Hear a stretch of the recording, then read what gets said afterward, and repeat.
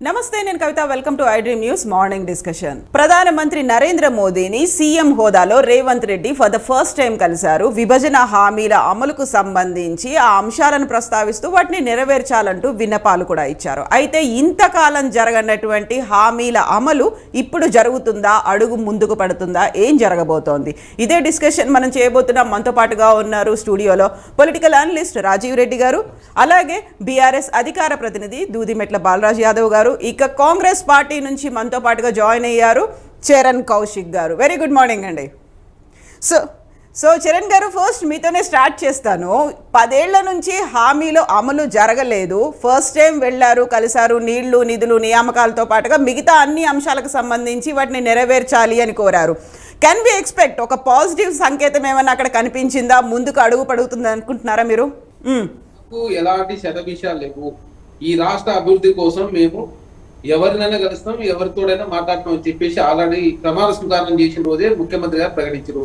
దానిలో భాగంగా ముఖ్యమంత్రి గారు, డిప్యూటీ సీఎం గారు ఇద్దరు కలిసి ప్రధానమంత్రి గారికి 10 సంవత్సరాల నుంచి ఏదైతే పెండింగ్ ఉన్నాయో బయ్యారం స్టీల్ కంపెనీ కావచ్చు, కాజీపేట రైల్వే కోచ్ ఫ్యాక్టరీ కావచ్చు, అదేవిధంగా గిరిజన యూనివర్సిటీకి సంబంధించిన నిధుల గురించి కావచ్చు, అదేవిధంగా తెలంగాణ రాష్ట్ర ఇరిగేషన్ ప్రాజెక్ట్ జాతీయ హోదా ఇస్తామని చెప్పేసి ఆనాడు విభజనలో పెట్టినటువంటి విషయం గురించి కావచ్చు, ఐటీఐఆర్ ప్రాజెక్టు పునరుద్ధరించాలని చెప్పే కార్యక్రమం కావచ్చు, ఇవన్నిటి మీద కూడా రాష్ట్ర ప్రభుత్వము కేంద్రాన్ని రిపేర్ చేసిన మాట వాస్తవం. దానిలో భాగంగా వారు కూడా తొందరలోనే సమస్య పరిష్కారం చేస్తానని చెప్పడం జరిగింది. దానికోసమే ఈ ప్రధానంగా విభజన హామీల విషయంలో కలవడం ఇంకా చాలా సమస్యలు పెండింగ్ లో ఉన్నాయి. కేంద్రం నుంచి ఇంకా 16,000 కోట్ల రూపాయలు సివిల్ సప్లై డిపార్ట్మెంట్ రావాల్సిన ఉంది. అదే కాకుండా ఇంకా చాలా డిపార్ట్మెంట్లకు సంబంధించినటువంటి నిధులు రావాల్సి ఉంది. కానీ ప్రధానంగా విభజన హామీలో ఉన్నటువంటి కొన్ని సమస్యలన్నిటి కూడా ఈ టూర్ లో విభజన హామీలకు సంబంధించి ఫోకస్ పెట్టారు. నెక్స్ట్ ఈ మంత్లీ వన్స్ కలవాలని చెప్పేసి కూడా రాష్ట్ర ప్రభుత్వం భావిస్తా ఉంది. దానిలో భాగంగా ఏది అయితే పెండింగ్ ఉందో కేంద్రం దగ్గర అవసరమైతే మొన్న ఫస్ట్ ప్రమాణ స్వీకారం చేసిన తర్వాత కిషన్ రెడ్డి గారికి కలిసి కూడా కిషన్ రెడ్డి గారికి ఫోన్ చేసి కేంద్రం నుంచి రావాల్సిన నిధులు ఇప్పేయండి అని చెప్పేసి మాట్లాడినంటే మాకు ఎలాంటి శతభిషాలు లేవు. అదే విధంగా మీ రాష్ట్ర అభివృద్ధి కోసం ఎవరైనా కలుస్తామని చెప్పారు. సో ఎవ్రీ మంత్ వెళ్ళి కలుద్దాం అనుకుంటున్నారా ప్రధానమంత్రినే? ఎట్ ది సేమ్ టైం అధిష్టానాన్ని కూడా కలిసి వస్తారా? మేడం, ఇప్పుడు ఢిల్లీకి వెళ్ళేది ప్రధానంగా అంటే ఇప్పుడు ప్రభుత్వం నుంచి రావాల్సినటువంటి నిధుల కోసమే ప్రధానమంత్రిగా కలుస్తారు. అధిష్టానం అంటే అవసరాల దృష్ట్యా కలుస్తుంటారు, అది వేరే సబ్జెక్టు. ఇప్పుడు ఇంతవరకు అధిష్టానానికి సంబంధించినటువంటి పార్టీ అధ్యక్షుడు ఢిల్లీలో ఉంటారు కాబట్టి వారు కలవలేదు కాబట్టి ఇప్పుడు కలిసిన సందర్భం. ప్రధానంగా మనకి ఏంటంటే తెలంగాణ రాష్ట్రం చాలా అప్పులలో చిక్కున్నది. ప్రధానంగా ఆర్థిక భారంతో రోజు రోజు గడపలేని పరిస్థితిలో ఉన్నది. 10 రోజుల పాటు మాత్రం నిల్వలు ఉన్నాయి. గతంలో 3 నెలల పాటు ఇబ్బంది లేకుండా నడిచేది. కానీ రాష్ట్రం మొత్తం పెద్ద 6,71,000 కోట్ల రూపాయల అప్పు చేయడంతో ప్రధానంగా 34% అప్పులకు వడ్డీ పోతా ఉంది, 35% జీతాలకు పోతా ఉంది. కాబట్టి రాష్ట్రం అల్లకల్లోలు అయిపోయింది, ఆర్థిక సంక్షోభం ఉంది. కాబట్టి ప్రధానంగా ఇప్పుడు కేంద్ర ప్రభుత్వం నుంచి రావాల్సిన నిధులు రాబట్టి ఈ రాష్ట్రంలో ఉన్నటువంటి ఆర్థిక సంక్షోభం నుంచి బయటపడేయాలని చెప్పేసి కాంగ్రెస్ పార్టీ భావిస్తా ఉంది. కాబట్టి మేము రాజకీయాలు చేస్తాం. మిగతా సందర్భాల్లో రాష్ట్ర అభివృద్ధి కోసం, పేద ప్రజల సంక్షేమం కోసం మాది ప్రజా ప్రభుత్వం కాబట్టి మేము పేద ప్రజల కోసం ఇచ్చినటువంటి హామీలను నెరవేర్చాలని చెప్పి భావిస్తా ఉన్నాం. కాబట్టి కేంద్రం నుంచి రావాల్సిన నిధులన్నింటినీ రప్పించాలని చెప్పి భావిస్తా ఉన్నారు. కాబట్టి నెలగా రేపు అవసరం ఉంటే 15 రోజులకు కూడా కేబినెట్ సభ్యులందరూ కూడా తీసుకొని పోయి కలిసి రాష్ట్రానికి రావాల్సినటువంటి నిధులు తీసుకురావాలని చెప్పి భావిస్తా ఉన్నారు. దానిలో భాగంగా రాష్ట్రంలో ఉన్నటువంటి భారతీయ జనతా పార్టీ ఎంపీలను కూడా తీసుకుపోతాను కూడా మేము సిద్ధంగా ఉన్నాం. అదే కాకుండా ప్రతిపక్ష పార్టీని కూడా తీసుకొని పోవడానికి కూడా సిద్ధంగా ఉన్నాం. ఎందుకంటే ఈ రాష్ట్ర అభివృద్ధిలో అందరి భాగస్వామ్యులు కావాలని చెప్పి కోరుకుంటాం. ఎస్, బాలరాజు గారు ప్రతిపక్ష పార్టీలను కూడా తీసుకెళ్లడానికి సిద్ధంగా ఉన్నారు, అదే మాట చెప్తున్నారు. ఎవ్రీ మంత్ కాకపోతే 15 డేస్ కోసారైనా వెళ్ళొస్తాం. ఆ పని ఇంతకాలం ఎందుకు చేయలేకపోయింది బీఆర్ఎస్ గవర్నమెంట్? ముందుగా మీకు కవిత గారికి, అదేవిధంగా ఐడ్రీమ్ ప్రేక్షకులకి, అదేవిధంగా ప్యానల్ పెద్దలు చరణ్ కౌశిక్ గారికి, రాజీవ్ రెడ్డి గారికి నమస్కారం. కవిత గారు, నేను ఏమంటున్నానంటే, ఓకే మీ సంతోషం, ఢిల్లీకి వెళ్ళారు, కొత్తగా ముఖ్యమంత్రి అయినారు, ప్రధానమంత్రి కలిసినారు, సంతోషం. ఎవరైనా ఫార్మాలిటీ ప్రకారం ఏ రాష్ట్ర ముఖ్యమంత్రి అయినా కొత్తగా ఎన్నికైన తర్వాత ప్రధానమంత్రి కలవడం, ప్రధానమంత్రితో పాటుగా మంత్రులను కలవడం అనేది అది ఆనవాయితీ, దాన్ని మనం కాదని. కానీ మీరు ఏదైతే ఢిల్లీకి వెళ్ళారో, ఢిల్లీకి వెళ్ళిన సందర్భంలో డిప్యూటీ సీఎం మల్లు భట్టి విక్రమార్క పోవడమే సంచలనాత్మకమైంది. అంటే ముఖ్యమంత్రి కాంగ్రెస్ అధిష్టానం నమ్ముతలేదా, రేవంత్ రెడ్డిని మరి కాంగ్రెస్ నమ్ముతలేదు అనేది ఒక అర్థం సోషల్ మీడియాలో దిగుతా ఉంది. నేను అడుగుతాను, అది చరణ్ గారు సమాధానం చెప్పాలి. అంటే రేవంత్ రెడ్డి ఎందుకు ప్రయారిటీ ఇస్తున్నారు? కేవలం ఒక సీఎం కాదు, డిప్యూటీ సీఎం కూడా వెళ్ళారు. ఆ పని బీఆర్ఎస్ చేయలేకపోయింది కదా. ఎప్పుడు వెళ్ళినా సీఎం కేసీఆర్ ఒకరే. ఈ దేశంలో అనేక 28 రాష్ట్రాలు ఉన్నాయి.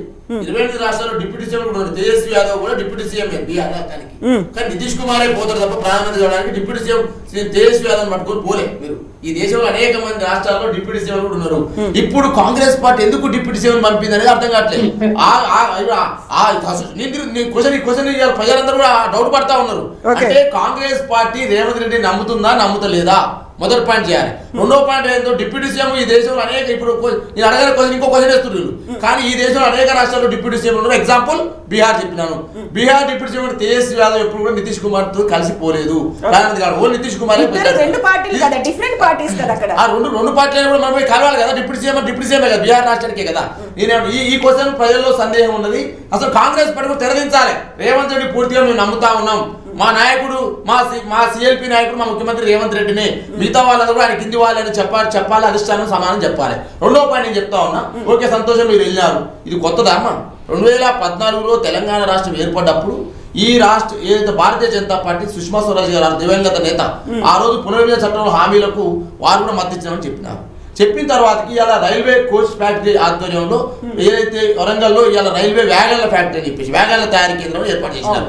దాన్ని మేము వ్యతిరేకించినాం. కోచ్ ఫ్యాక్టరీ అని చెప్పి అనేక సంవత్సరాలుగా డిమాండ్ ఉంది.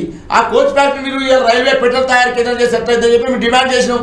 దాన్ని వ్యతిరేకించినాం కూడా మేము. రెండోది బయ్యారం స్టీల్ ప్లాంట్ ఫ్యాక్టరీ ఏదైతే ఉందో ఫిజిబిలిటీ పేరుతోటి అనేక రకాలుగా ఇబ్బంది పెడతా ఉందో దాన్ని ఎట్టిస్తుంది మేము కూడా కోరుకున్నాం. ఐటీఐఆర్ ఏదైతే ఉందో 2010లో దీన్ని ఎప్పుడైతే ఇచ్చినారో ఐటీఆర్ రద్దు చేసిన వాళ్ళు, దాని మీద మేము డిమాండ్ చేసినాం. అదేవిధంగా 450 కోట్ల రూపాయలు ఏదైతే వెనుకబడిన జిల్లాలకు నిధులు ఏదైతే ఉందో ప్రతి నెలలో ఇచ్చే నిధులు 1800 కోట్లు ఉన్నాయి. అనేక సార్లు మా తొలి ముఖ్యమంత్రి కేసీఆర్ గారు ఢిల్లీకి అనేక సార్లు విన్నపాలు చేసినారు. ఢిల్లీ ఎప్పుడు కూడా దున్నపోతు మీద వాన పడితే కథల మీద అన్నట్టు భారతీయ జనతా పార్టీ అధికారంలో ఉన్నటువంటి బీజేపీ ప్రభుత్వం ఇప్పుడు కూడా తెలంగాణ పట్ల సీతకన్నే వహించింది. కేసీఆర్ గారి పేరు నచ్చలేదు వాళ్ళకు, కేసీఆర్ యొక్క అభివృద్ధి కార్యక్రమాలు నచ్చలేదు. ఎందుకంటే వాళ్ళు ఆర్ఎస్ఎస్ నుంచి వచ్చారు కదమ్మా. ఆర్ఎస్ఎస్ ఏబీపీ బ్యాక్గ్రౌండ్ కాబట్టి కాంగ్రెస్ లో ఉన్నా కూడా ఇప్పుడు మా ముఖ్య కేటీఆర్ గారు అనేక సార్లు చెప్పినారు గాంధీ భవన్ లో గాడ్సే దొరబడ్డాడు, గాంధీ భవన్ లో గాడ్సే దొరబడ్డా అంటే ఇలా ఆర్ఎస్ఎస్ ఏబీపీ బ్యాక్గ్రౌండ్ వచ్చిన రేవంత్ రెడ్డి అంటే వాళ్ళకి ప్రేమ, అమితమైన ప్రేమ. ఆ అమితమైన ప్రేమ ఎక్కడగా చట్టాపట్టాలు వేసుకుని పోతే అని చెప్పేసి ఆ అధిష్టానం అపనమ్మకంతో మళ్ళీ పట్టుకుని మార్కెట్ పంపింది అనేది ఇలా సోషల్ మీడియాలో, పేపర్లలో, మేధావులలో, విశ్లేషకులలో జరుగుతున్న చర్చ ఇది. ఈ చర్చకు కాంగ్రెస్ పార్టీ అధిష్టానం తెరదించాల్సిన అవసరం ఉందని చెప్పేసి ఐటీఎం దాన్ని అడుగుతా ఉన్నా. రెండో పాయింట్ ఇవాళ బీజేపీ ప్రభుత్వం అడుగుతా ఉన్నా. మీరు అంటారు ఎంత సిద్ధి ఉంది కదా, ఓకే మీరు ఢిల్లీకి వెళ్ళినారు, భారతీయ జనతా పార్టీ సంబంధించిన కేంద్రంలో అధికారం ప్రధానమంత్రి కలిసినారు, వాళ్ళకి సీట్ బాక్సులు ఇచ్చినారు, సాల్వాలు కప్పినారు, సంతోషం. సాల్వాలు కప్పడం సీట్ బాక్సులే కాదు, మీరు ఏదైతే హామీలు హామీలు నెరవేర్చే క్రమంలో మీరు సిద్ధుద్ది ప్రకటించండి. మొదటి పాయింట్. రెండో పాయింట్ భారతీయ జనతా పార్టీ పైన ఇవాళ మీరు అధికారంలో కాంగ్రెస్ ఉన్నది, అక్కడ మీరు కేంద్రంలో అధికారం భారతీయ జనతా పార్టీ ఉంది. మరి భారతీయ జనతా పార్టీ ఏ విధంగా సహకరిస్తుంది అనే అంశాలు కూడా మీరు బేరేజ్ వేసుకోవాలి. రెండో పాయింట్. మూడో పాయింట్ మేమేం చెప్తున్నామంటే ఇవాళ మీరు ఢిల్లీకి వెళ్ళి కేంద్రం దగ్గర ఏదైతే అడుగుతారో అడగండి, కానీ అప్పుల పాలైందని చెప్తా ఉన్నారమ్మా. అప్పుల పాలైందంటే ఇది కొత్తదామని ఇవాళ చెప్తాను నేను. నిర్మలా సీతారామన్ గారు 2022 జూలై 25వ తారీఖు రోజున వారు ఒక ప్రకటన చేసినారు కేంద్రం సాక్షిగా. ఏమని ప్రకటన చేసినారు? ఈ దేశంలో అప్పుల గురించి చేసినారమ్మా. ఈ దేశంలో అప్పులు ఏంటంటే 6,59,000 కోట్లు ఉత్తరప్రదేశ్ అప్పులు ఉందమ్మా. అదేవిధంగా మన మధ్యప్రదేశ్ అప్పులు 3,17,000 కోట్లు, గుజరాత్ అప్పులు 4,02,000 కోట్లు, రాజస్థాన్ అప్పులు 4,77,000 కోట్లు, బెంగాల్ అప్పులు 5,62,000 కోట్లు, తెలంగాణ అప్పులు 3,12,000 కోట్లు అని చెప్పినారు.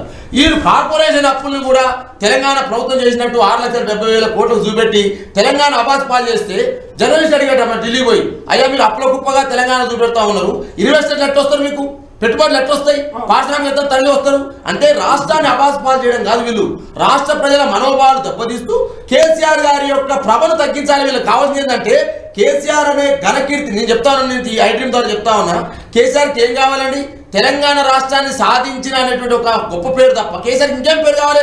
దూదిమెట్ల బాలరాజు యాదవ్ రేపు మంత్రి కావచ్చు, ఎమ్మెల్యే కావచ్చు, ఇంకేమైనా కావచ్చు, కానీ తెలంగాణ రాష్ట్ర సాధనలో నేను 50 రోజులు జైలుకు పోయినా, 152 కేసులు ఉన్నాయి, తెలంగాణ ఉద్యమంలో నా పాత్ర ఉంది, నాకు క్వశ్చన్ రూపంలో వచ్చింది అనే ఒక గొప్ప పేరు ఇంకేముంటుంది? కాబట్టి కేసీఆర్ గారికి తెలంగాణ సాధించిన గొప్ప పేరు ఏముంటుంది అంటున్నా? ముఖ్యమంత్రి పెద్ద పేరా? కాబట్టి కేసీఆర్ గారి ప్రభను తగ్గించడం కోసం ఏదైతే ప్రగతి భవన్లో మీరు ఏం చేసినారు, మట్టితో తుడిపేసినారు కేసీఆర్ గారి పేరును. కేసీఆర్ గారి పేరును తుడిపేయగానే ప్రగతి భవన్ కట్టించింది ఎవరంటే ఎవరు చెప్తారు? కేసీఆర్ చెప్తారు. సెక్రటరీ ఎవరు కట్టించారు ఎవరు చెప్తారు? కేసీఆర్ చెప్తారు. డాక్టర్ బాబాసాహెబ్ అంబేద్కర్ గారిని కట్టించారు ఎవరు చెప్తారు? కేసీఆర్ చెప్తారు. మరి అమరవీరుల స్థూపాన్ని కట్టించింది ఎవరు? కేసీఆర్ చెప్తారు. ఇవాళ యాదాద్రి నిర్మాణం కట్టించింది ఎవరు? కేసీఆర్ చెప్తారు. మేడం నేను ఏమంటున్నా, ఇవాళ యాదాద్రి నిర్మాణానికి ఏదైతే రామాలయానికి, ఇలా రామాలయానికి హైదరాబాద్ నుంచి తలుపులు పోతున్నాయంటే కారణం ఏంటి? తమిళనాడు నుంచి వచ్చినటువంటి ఎవరైతే ఉన్నారో ఆ యాదాద్రి నిర్మాణం చూసి అబ్బురపరిచి అరే తెలంగాణలో ఇంతకాలం ఉందని చెప్పేసి ఇక్కడి నుంచి రామాలయానికి తలుపులు పోతున్నాయండి. ఇది కేసీఆర్ ప్రభ, కేసీఆర్ ప్రతిభ, కేసీఆర్ నాయకత్వం యొక్క పటిమ. ఈ పటిమను ఆవాస్ పాలు చేయాలని కుట్ర చేస్తా ఉండరు.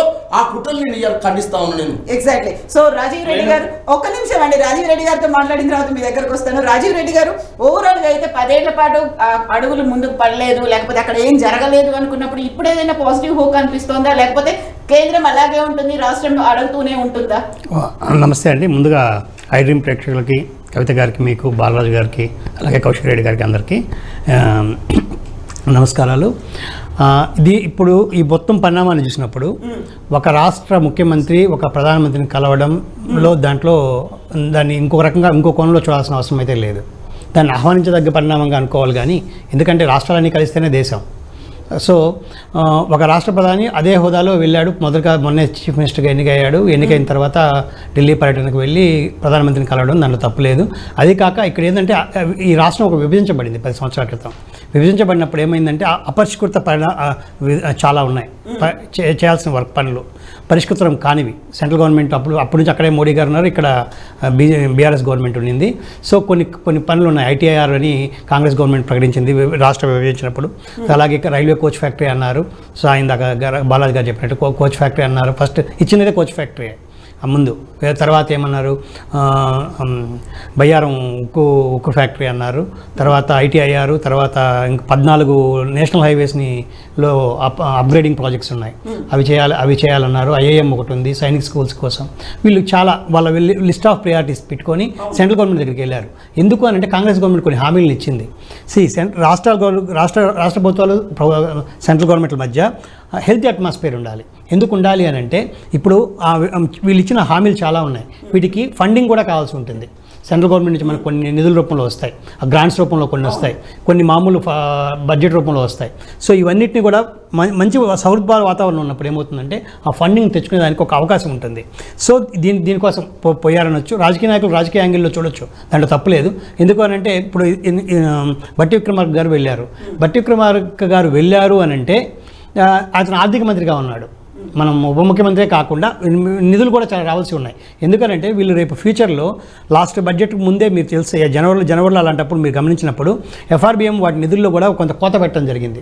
ప్రణాళికాయతర వ్యయం కూడా ఇక్కడ మామూలుగా ఎర్నింగ్స్ కూడా అంటే వీళ్ళు కొన్ని ల్యాండ్స్ అమ్మి వచ్చే వ్యయం కూడా లాస్ట్ బడ్జెట్లో వీళ్ళు 30,000 కోట్లు ముందు బడ్జెట్లో 30,000 కోట్లు పెట్టుకున్నప్పుడు ఆ 30,000 కోట్లు రాలేదు ప్లాన్స్ అమ్మిన దానివల్ల.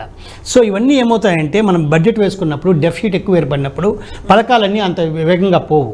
ఇదొక ఆస్పెక్ట్. అయితే రెండో ఆస్పెక్ట్లో ఏం చూడొచ్చు అని అంటే మేము రాజకీయ కోణంలో చూసినా ఇంకో కోణంలో చూసినా మేము అడిగాము ఇవ్వలేదు అనేది బీజేపీని కార్నర్ కూడా చేయొచ్చు. ఎందుకంటే వచ్చే 2-3 నెలల్లో మీరు మార్చిలోనే ఇక్కడ ఉంటాయి ఎంపీ ఎలక్షన్స్ అని అంటున్నారు. నేను న్యూస్లో వస్తుంది.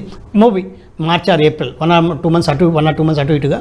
సో మార్చి ఏప్రిల్ ఎలక్షన్స్ ఉన్నప్పుడు ఎంపీ ఎలక్షన్స్ ఉన్నప్పుడు ఇక్కడ ఎంపీ ఎలక్షన్స్లో వీళ్ళు 10 గెలుస్తాం మేము 10 గెలుస్తాం అంటున్నారు. మీరు గత 2-3 రోజుల నుంచి చూసినప్పుడు 10 అని వీళ్ళిద్దరు అంటున్నారు, కాంగ్రెస్ బీజేపీ. వీళ్ళకి సెంట్రల్లో ఒక గవర్నమెంట్ని ఫామ్ చేయాలన్నప్పుడు ఎంపీ ఎలక్షన్స్ కీ రోల్.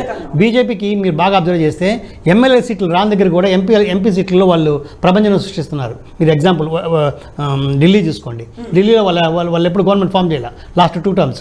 కానీ ఎంపీ ఎలక్షన్కి వచ్చేటప్పటికి ఒకసారి 7 సీట్లు గెలిచేశారు ఫుల్ ఫ్లెడ్జ్గా, ల్యాండ్ సైడ్ విక్టరీ ఎంపీ ఎలక్షన్కి వచ్చేసరికి. సో అలాంటప్పుడు ఏమవుతుందంటే ఇప్పుడు గత ఎలక్షన్లో చూసాం, 2019 ఎంపీ ఎలక్షన్స్ చూసాం. ఎమ్మెల్యే ఎలక్షన్స్లో 88 సీట్లు వచ్చిన బీఆర్ఎస్ పార్టీ ఎంపీ ఎలక్షన్కి వచ్చేసరికి 9 సీట్లు తెచ్చుకుంది. వీళ్ళిద్దరు కూడా ఆల్మోస్ట్ ఒకరు 4, ఒకరు 3, ఒకరు 1. ఆపోజిట్కి కూడా 50% దాకా వచ్చాయి. సో ఈ గణాంకాలని పరిశీలించినప్పుడు కాంగ్రెస్ కూడా ఏంటంటే రేపు చాలా క్వశ్చన్స్ని అడ్రస్ చేయాల్సి ఉంటుంది. సో ఈ క్వశ్చన్స్ని అడ్రస్ చేయాలి అన్నప్పుడు ఇది కూడా ఉంటుంది. మేము వెళ్ళాము, మేము నిధులకు మేము ప్రయత్నం చేసాము, వచ్చిందనుకోండి well and good. Well and good. కాకపోతే అదే పోరాటం ఇదే టైము ఇవ్వలేదనుకోండి బీజేపీని క్వశ్చన్ చేయొచ్చు. సో ఇవన్నీ ఉన్నాయి. ఇంకోటి కూడా చెప్తున్నా, తెలంగాణ ప్రజలు విఘ్నులు, వివేకవంతులు వాళ్ళు, తెలంగాణ ప్రజలు. సో వీళ్ళు ఏంటంటే రాజకీయాలను ఒక 2 months బ్యాక్ ఉన్న రాజకీయం మనం అదే ఉంటుంది, ఇది A+B² = A²+B² 2 months తర్వాత కూడా అదే ఉంటుందని అనలేదు. ఈ 2 months తర్వాత రాజకీయాలను కూడా మార్చగలరు. దేశం మొత్తం చూసినప్పుడు భారతదేశంలో ఢిల్లీ వాళ్ళు, తెలంగాణ ప్రజలు చాలా వివేకవంతంగా ఓట్లేస్తారు. వీళ్ళు ఒక టైంలో వీళ్ళు వద్దు అనుకుంటే, ఎంత పెద్ద నాయకుడైనా సరే వద్దు అనుకుంటారు, కావాలి పక్కన పెడతారు. ఒకసారి కానీ ఒక నాయకుడిని వద్దు అనుకుంటే మాత్రం షార్ట్ టర్మ్లో కూడా చేంజెస్ తీసుకొస్తారు వీళ్ళు. మీరు లాస్ట్ ఎలక్షన్ చూసాం మనం, 88 ఓట్లు వచ్చిన కేసీఆర్ గారికి ఇక్కడ ఒకసారి తగ్గాయి. ఇప్పుడు కేసీఆర్ గారు తగ్గుండొచ్చు, మళ్ళీ పుంజుకునే దానికి ఛాన్స్ ఉంది. కేసీఆర్ అనే కాదు, ఏదైనా సరే తెలంగాణ ప్రజల్లో ఆ ఇది ఉంది.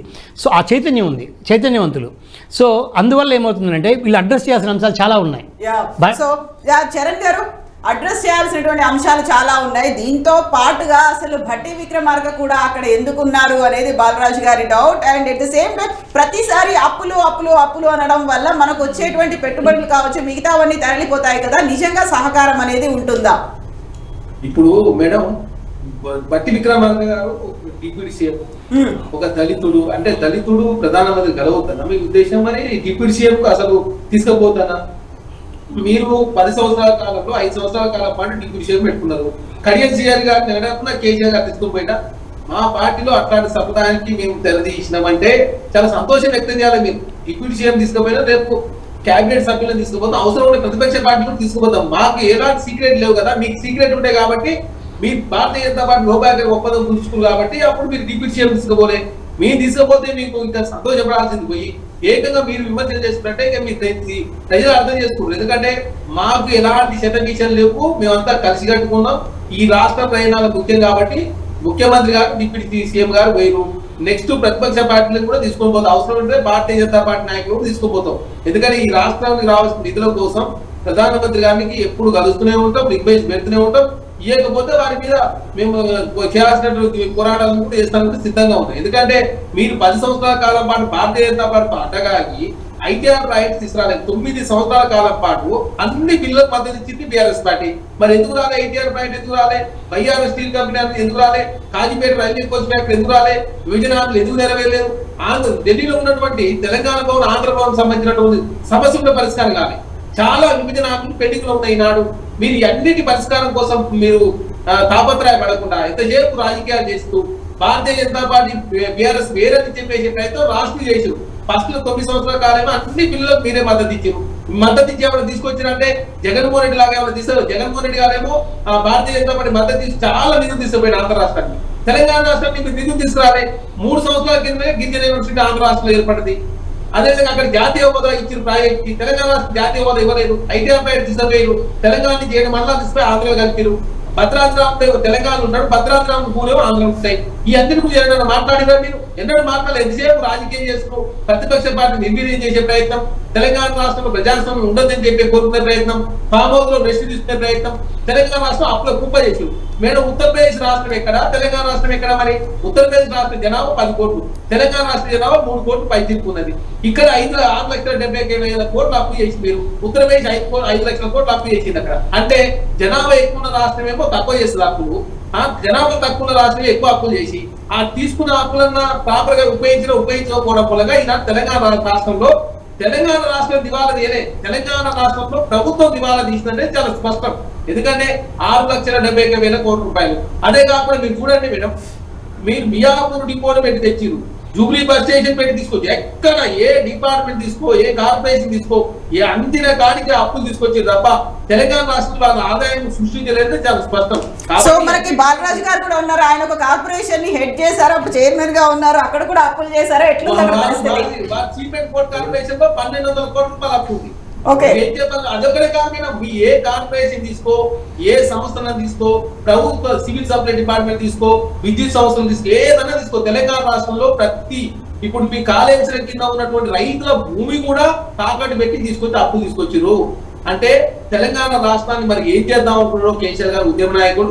తెలంగాణ రాష్ట్రం ఈ రోజు ప్రభుత్వం మాత్రం దివాలా తీసిందని చాలా స్పష్టం. కాబట్టి ఈ అన్నిటి నుంచి బయటపడాలంటే కేంద్రం నుంచి రావాల్సినటువంటి నిధులు తెప్పించే కార్యక్రమం, అదేవిధంగా ఆదాయ వనరులు పెంచుకునే కార్యక్రమం, ఖర్చులు తక్కువ చేసుకునే దానిలో భాగంగా ముందుకు పోతాం. అదే కాకుండా ప్రజాస్వామ్యం బతుకుండాలని చెప్పి కోరుకుంటా ఉన్నాం. కాబట్టి ప్రతిపక్షాలకు అసెంబ్లీ ఎంత టైం ఇచ్చినా మీరు చూసారు, ఈ 10 సంవత్సరాల కాలంలో అసెంబ్లీ ఏనాడు ఇంత రసవత్రంగా జరగలేదు, ఇంత ప్రతిపక్షాలకు అవకాశం ఉండలేదు. మీరు 80 స్థానాలు గెలిచినా కూడా కాంగ్రెస్ పార్టీ నుంచి 12 మంది తీసుకొని ప్రజాస్వామ్యాన్ని కూలి చేశారు. కాబట్టి తెలంగాణ రాష్ట్రంలో నీళ్లు నిధులు నియామకాలతో పాటు ప్రజాస్వామ్యం అదే అస్తిత్వం ఉండాలని చెప్పి కోరుకుంటా ఉన్నాం. కాబట్టి ఈ 5 లక్ష్యాల కోసం కాంగ్రెస్ ప్రభుత్వం పనిచేస్తా ఉంది. దానిలో భాగంగా నిన్న ముఖ్యమంత్రి గారు డిప్యూటీ సీఎం గారు కలిసి పోవడం జరిగింది. రేపు కేబినెట్ సభ్యులంతా పోతారు, అవసరం ప్రతిపక్ష పార్టీ కూడా తీసుకుపోతారు. మేము సిద్ధంగా ఉన్నాం. మా పార్టీలో ఉన్నటువంటి సభ్యులంతా కూడా కలిసికట్టుగా పనిచేస్తా ఉన్నారు. మాకు ఎలాంటి సీక్రెట్ లేవు కాబట్టి ముఖ్యమంత్రి గారు డిప్యూటీ సీఎం గారు పోయారు. ఎందుకంటే కేసీఆర్ గారు బోబాయి గారికి ఒప్పందం ఎప్పుడు భారతీయ జనతా పార్టీ నరేంద్ర మోడీ గారితో ఉంటారు కాబట్టి వాళ్ళు ఒక్కరే పోతారు. కాబట్టి మేము దేశంలోనే కొత్త సంప్రదాయం తెరదీసినామంటే దాని సంతోషాన్ని వ్యక్తం చేసేది పోయి ఏకంగా విమర్శలు చేసి ట్రోలింగ్ చేసే కార్యక్రమం చేస్తే మీ ఇష్టం. ప్రజలు అంతిమంగా ప్రజలే అంతిమంగా నేర్తారు కదా. బాలరాజు గారు, మీ కార్పొరేషన్ లో కూడా 1200 కోట్లు అప్పులు ఉన్నాయి అంటే ఓవరాల్ గా ప్రతి చోట ప్రతి కార్పొరేషన్ మీరు చెప్పారు ఇంతకుముందు ప్రభుత్వం చేసింది, కార్పొరేషన్ చేసినటువంటి అప్పులు అన్ని కలిపి అవి కలపరా అసలు యాక్చువల్ గా ఎలా ఉంటుంది? 1200 కోట్లు పెట్టి ఏం చేశారు అక్కడ అసలు? మేడం కవిత గారు నేను ఏమంటున్నంటే కార్పొరేషన్ అనేది ఆ కార్పొరేషన్ యొక్క దానికి ఒక మార్గదర్శకాలు ఉంటాయి. కార్పొరేషన్ కు విధి విధానాలు ఉంటాయి. కార్పొరేషన్ ప్రభుత్వంతో సంబంధం ఉండదు. మాకు సపరేట్ గా ఏదైతే బైలాస్ ఉంటాయి ఆ బైలాస్ ప్రకారం కార్పొరేషన్ పనిచేస్తుంది. మేము అప్పు తీసుకురావాలన్నా కూడా మా బోర్డు మీటింగ్ లో చర్చ జరగాలి. మా బోర్డు మీటింగ్ లో చైర్మన్ గా నేను ఒక మెంబర్ ఉంటాను. నాతో పాటుగా 6 సభ్యులు 12 మంది సభ్యులు ఉంటారు. ఆ 12 మంది సభ్యులు అందరూ అంగీకారం తెలిపితే ఆ కార్పొరేషన్ అప్పు తీసుకుంటారు తప్ప ప్రభుత్వం ఓన్లీ ప్రభుత్వం ఇక్కడ చేసింది ఏంటంటే ఉత్పత్తి రంగాలకు ఏదైతే పెంచాలనే ఆలోచనతోటి, ఉత్పత్తి రంగాల మీద ఇన్వెస్ట్మెంట్ చేస్తేనే ఆ రాష్ట్రం బాగుపడుతున్న ఆలోచనతోటి ఈ గొర్రెల మేకల పెంపకం అనేది కూడా ఉత్పత్తి రంగం ఇదంతా కూడా. ఇక్కడ సంపద సృష్టించబడితే రాష్ట్రం యొక్క బాగుపడుతుంది ఆ ఆలోచనతోటే సుమారు మేము 12,000 కోట్ల సంబంధించి ఏదైతే ఒక బడ్జెట్ రూపకల్పన చేసేసి ఆ బోర్డు మీటింగ్ లో పెట్టి మేము కేంద్ర ప్రభుత్వాన్ని అడిగినాం. కేంద్ర ప్రభుత్వం 12,000 కోట్లు. ఆ 12,000 కోట్లలో కూడా మేము తీసుకున్నది ఎంత? మొత్తము 3,598 కోట్లు. ఆ 3,598 కోట్లు మేము ఎవరిని అడిగాము? బోర్డు మీటింగ్ సమావేశం పెట్టి బోర్డులో తీర్మానం చేసి ఈ రాష్ట్రంలో ఒక నివేదిక సమర్పించినాం. 7,61,896 మంది యాదవ కుర్మ కుటుంబాలు ఉన్నవి. ఆ యాదవ కుర్మ కుటుంబాలు ఎవరైతే ఒక యూనిట్, ఒక కుటుంబం ఇచ్చుకుంటే ఒక యూనిట్, ఆ విధంగా 7,61,896 కుటుంబాలను గుర్తించి ఆ కుటుంబాలకు ఒక యూనిట్ కు 1,25,000 ఇచ్చేసి ఆ 1,25,000లో సబ్సిడీ 25%, 75% సబ్సిడీ, 20% బెనిఫిషియరీ వాటా. బెనిఫిషియరీ వాటా లేకుంటే ఏం లేదు, ప్రభుత్వం ఉండదు. ప్రభుత్వానికి దీనికి సంబంధం లేదు. కార్పొరేషన్ కి ఓన్లీ గవర్నమెంట్ ఆధ్వర్యంలో నడిచే సంస్థ కార్పొరేషన్ మాత్రమే. కానీ ఆ విధంగా కేసీఆర్ గారు చేసిన గొప్ప పని ఏంటంటే ఉత్పత్తి రంగాన్ని పెంచాలన్న ఆలోచనతోటి యాదవ కుర్మల యొక్క ఆర్థిక స్థితిగతి పెరిగితే ఈ రాష్ట్రంలో ప్రజలకు స్థితిగతి పెరిగినట్టే మటన్ ఉత్పత్తి చేస్తామండి. మటన్ ఉత్పత్తి ఎవరికి ఉపయోగపడుతుంది? ఈ రాష్ట్రంలో ప్రజలకు ఉపయోగపడుతుంది కదా. యాదవ కుర్మల అభివృద్ధి అంటే యాదవ కుర్మల అభివృద్ధి కాదు, ఈ రాష్ట్రం యొక్క ప్రగతి ఆలోచన చేసి సుమారు మొదటి దశలో 3,598 కోట్లు NCDC national cooperative development corporation ద్వారా అప్పు తీసుకొని ఆ అప్పుకు కేసీఆర్ నాయకత్వంలో గవర్నమెంట్ గ్యారంటీ ఇచ్చింది. గ్యారంటీ తర్వాత మేము ఏం చేసింది తెలుసా? 15,000 కోట్ల సంపద సృష్టించినాం. అంటే 1,32,00,000 గొర్రె పిల్లలు పుట్టినాయండి. మేము ఇచ్చినటువంటి గొర్రెల ద్వారా 24,74,000 గొర్రె పిల్లల్ని పంచితే లెక్క చెప్తాను. 24,74,000 గొర్రె పిల్లల్ని సుమారు 3,93,596 మంది లబ్ధిదారులకు పంచితే 1,32,00,000 గొర్రె పిల్లలు పుడితే 7,958 కోట్ల సంపద సృష్టించబడ్డది. ఈ సంపద నేనేమంటున్నా, విద్యుత్ సంవత్సరం అప్పు గురించి మాట్లాడతారు. 44,000 కోట్ల గురించి మాట్లాడతారు. మేడం ఇప్పుడు ఎట్లుందంటే వీళ్ళు కాగితాలు లెక్కలు మస్తు చూపిస్తారు. మరి ఎందుకు తలసాని శ్రీనివాస్ యాదవ్ గారు వాళ్ళు చాంబార్ లో మొత్తం దొంగిలిస్తామంటే కేసు అయింది, పోయింది. తర్వాత సబితేంద్ర రెడ్డి అదే చేసి ఏకంగా శ్రీనివాస్ గౌడ్ అయితే స్పోర్ట్స్ టూరిజం డిపార్ట్మెంట్ మొత్తం తగలబడిపోయింది అక్కడ కార్పొరేషన్ లో. తర్వాత శాప్ డిపార్ట్మెంట్ తగలబడిపోయింది. అక్కడేమో ఆయన రవీంద్ర భారతిలో ఉన్నటువంటి ఆఫీస్ లో ఉన్నటువంటి ఫైల్ కూడా ఎత్తుకపోతా ఉంటే అక్కడ ఉన్నటువంటి పోలీసులు అడ్డుకున్న సందర్భం. అంటే వీళ్ళు చేయాల్సిన తప్పులు చేస్తూ కాగితాల మీద ఇప్పుడండి యాదవ్ గుండె మీద గొర్రెలు ఇస్తానని చెప్పి 10 సంవత్సరాల కాలం మోసం చేసింది ఎవరు? మరి 2017లో ప్రారంభించబడ్డది స్కీము.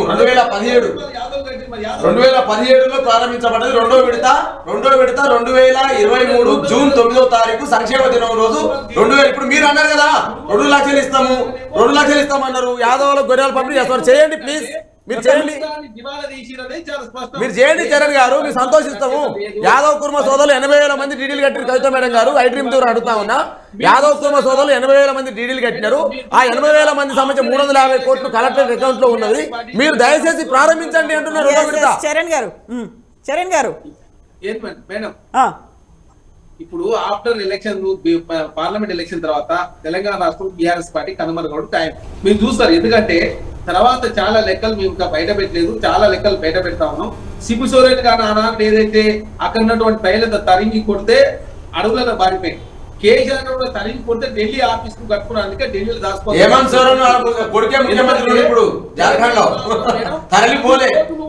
పార్టీ అధికారం ఉంది అక్కడ.